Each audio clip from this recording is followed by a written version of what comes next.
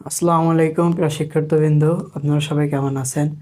আশা করি আল্লাহর রহমতে খুবই ভালো আছেন। আগামীতে পর্ব 3 নিয়ে তোমাদের মাঝে যে কোণের যে সূত্র, প্রয়োজনীয় সূত্র এই সমূহ নিয়ে আলোচনা করা ছিল। আজকে পর্ব 4-এ অনুশীলনীর অঙ্ক নিয়ে আলোচনা করা হবে। 1 নম্বর প্রথম অঙ্ক। প্রথমে 4টা এরকম অঙ্ক আছে যে আমাদের যুক্তি দিয়ে এটা দেখাতে হবে যে সমাধান এটা আমাদের দেখাতে হবে। যেমন হচ্ছে প্রথম নম্বরটা কি আছে, tan এর মান সর্বদা 1-এর চেয়ে কম। তাহলে এখানে আমরা সমাধান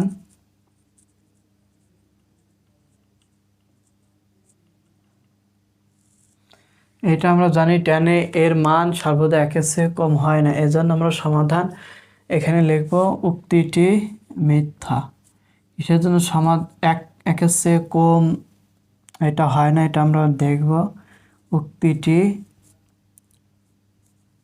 মিথ্যা। এখানে আমরা যুক্তি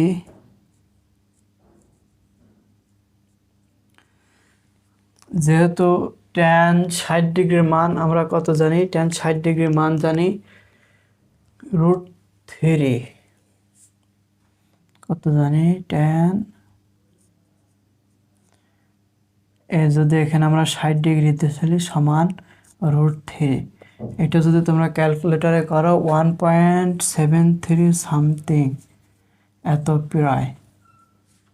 তার মানে এটা 1-এর চেয়ে এটা কি হবে? 1-এর চেয়ে বেশি হবে। তাই এই যুক্তির সাহায্যে আমরা কি বলতে পারি যে tan এর মান সর্বদা 1-এর চেয়ে কম নয়, 1-এর চেয়ে বেশি হয়। এজন্য আমরা লিখব tan এর মান কি হবে? সর্বদা 1-এর চেয়ে কম। এইটা উক্তিটি মিথ্যা। মান সর্বদা 1-এর চেয়ে কম। তাহলে এইটা আমরা কি বলতে পারছি? উক্তিটি মিথ্যা।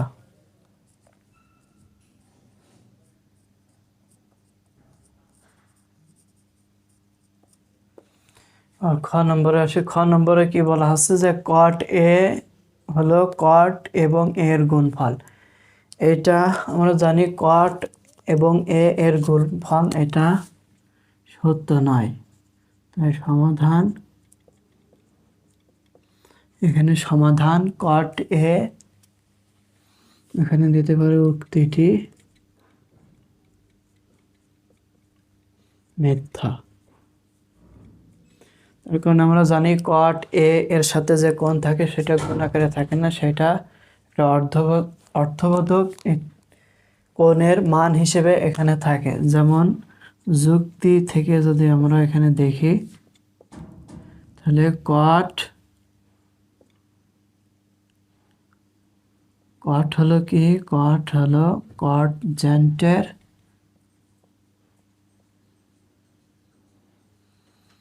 সংক্ষিপ্ত রূপ। এটা আমরা জানি যে cot কি? cot হচ্ছে cotangent সংক্ষিপ্ত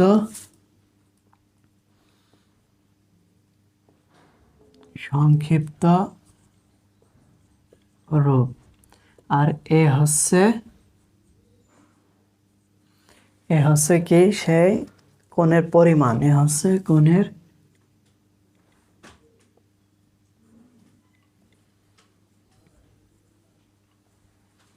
কোণের পরিমাণ বলা হয়। তাহলে এখানে সমাধান আমরা কি পারছি? এখানে উক্তিটি মিথ্যা। যুক্তি এখানে cot হচ্ছে cotangent সংক্ষিপ্ত রূপ আমরা জানি, আর এ হচ্ছে কি? কোণের পরিমাণ। এখানে cot a কখন? cot a প্রতীকটি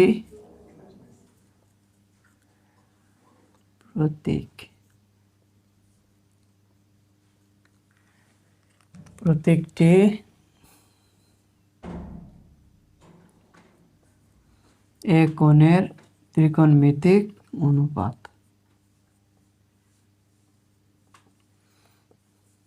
ত্রিকোণমিতির অনুপাতকে বোঝায়। ত্রিকোণমিতির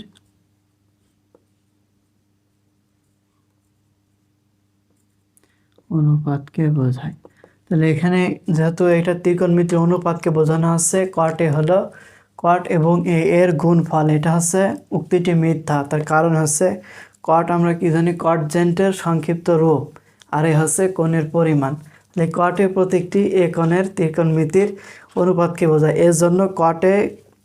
আর এখানে এ ছাড়া কট কোনো অর্থবোধক বা কোনো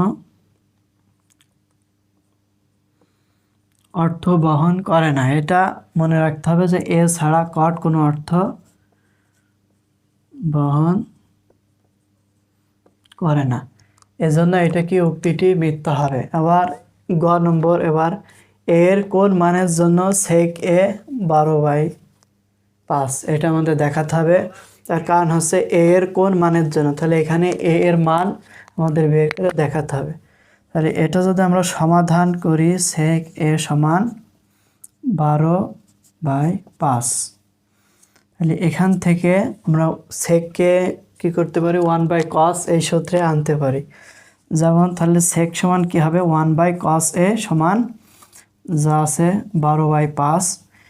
এবার 1/cos এ, এবার যদি এটা আমরা যদি উল্টিয়ে দিই cos a বাই 1 সমান 5/12। এবার এখান থেকে আমরা এর মান বের করতে পারি, যেমন এ সমান cos ইনভার্স 5/12। তাহলে এটা মান আমরা ক্যালকুলেটরে বের করতে পারি। তাহলে ক্যালকুলেটরে যদি বের করতে হয়, তাহলে এটা কীভাবে বের করতে হবে, cos ইনভার্স আছে তাই শিফট cos 5/12। তাহলে এটার মান আসছে দেখো 65.37, 65.37 এত ডিগ্রি। তাহলে এখানে এ এর কোন মানের জন্য সেকে 12/5 হবে, এখানে দেখা যাচ্ছে যে এর মান কত আসছে 65.37 ডিগ্রি। তাহলে এখানে বলতে পারি যে 65.37 ডিগ্রি যদি হয় তাহলে সেকে সমান 12/5 হবে। এবার লাস্ট ঘ নম্বর কি দেওয়া আছে, কস হলো কটজেন্টের সংক্ষিপ্ত রূপ, এটা আমাদের দেখাতে হবে যে উক্তিটি কী রকমের আছে। তাহলে এটা হচ্ছে উক্তিটি সমাধান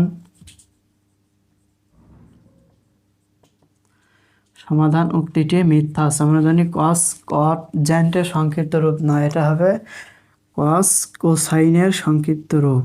তাহলে এই উক্তিটি মিথ্যা। তাহলে এখানে উক্তিটি মিথ্যা, এখানে আমরা বুঝতে পারছি। তাহলে যুক্তি কস হলো কোসাইনের সংক্ষিপ্ত রূপ। তাহলে অনুশীলনের যে 1 নম্বর অঙ্ক যে 4টা বিষয়, এই 4টা বিষয় সম্পর্কে আমরা জানতে পারলাম। আগামী পর্বে যে 2, 3, 4, 5 এইগুলো অঙ্ক আছে, সেই অঙ্কগুলো সম্পর্কে আরও বিস্তারিত জানতে পারবো। তাহলে আজকে পর্ব 4 এখানেই শেষ করছি। আর ভিডিওটি যদি তোমাদের অবশ্যই ভালো লেগে থাকে, অবশ্যই চ্যানেলটি সাবস্ক্রাইব করবে এবং পাশে থাকা বেল আইকনটি অন করে দিবে, যাতে নিত্য নতুন ভিডিও সবার আগে তোমাদের কাছে পৌঁছায়।